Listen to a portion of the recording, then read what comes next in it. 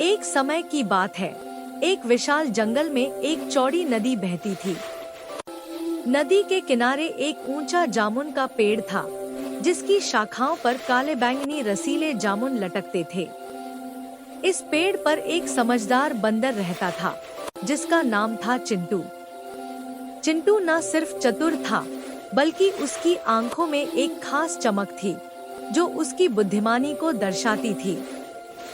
वह हर दिन जामुन खाता, नदी के किनारे बैठकर मछलियों को देखता और अपने दिन का आनंद लेता था।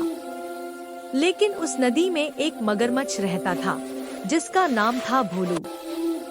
भोलू दिखने में भोला भाला था, लेकिन उसका मन लालच और चालबाजी से भरा था।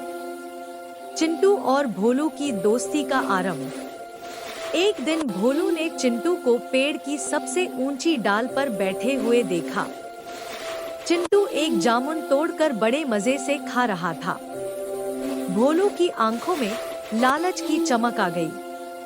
उसने सोचा, अगर मैं इस बंदर से दोस्ती कर लूं, तो मुझे रोज जामुन मिलेंगे।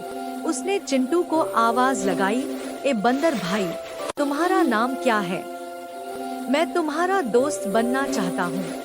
चिंटू ने नीचे देखा और हंसते हुए कहा, मेरा नाम चिंटू है। और तुम कौन हो? नदी के राजा।